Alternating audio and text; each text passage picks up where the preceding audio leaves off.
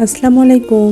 নিজের পছন্দের জামা অর্ডার করে সেটাকে আবার নিজে কেটে নিজে বানিয়ে পরার মজাটাই আলাদা।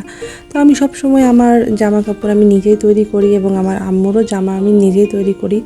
তো এটা আমি অনলাইন থেকে অর্ডার দিয়েছিলাম ভেলভেটের 3 পিস।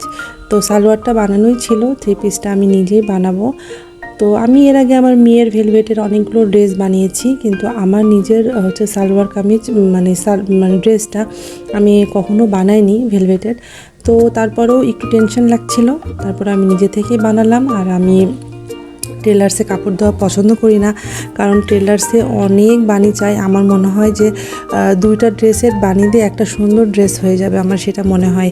তো আমি সবসময় চেষ্টা করি আমার ড্রেস আমি নিজেই বানাই। তো ভেলভেটের ড্রেস নিয়ে একটু টেনশন করছিলাম, আলহামদুলিল্লাহ মানে পেরে গেছি, সমস্যা হয়নি।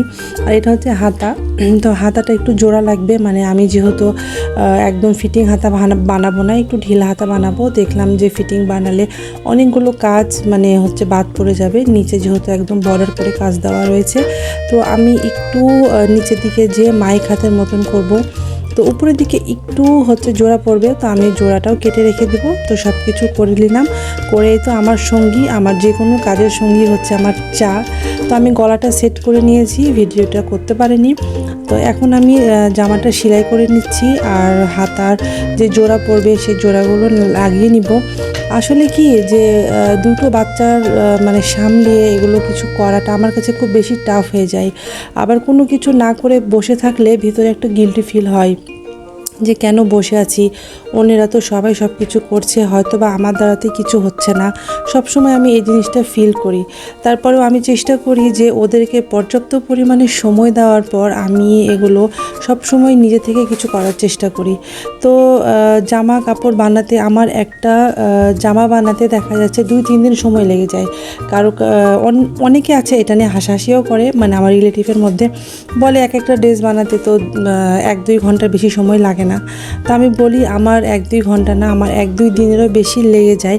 কারণ একটু করে বসি, আবার একটু করে উঠি, বাচ্চারা জেদ করে, তাদেরকে খাওয়ানো সামলানো সব কিছু করার পর আবার এসে মেশিনে বসি, মানে এরকম করি।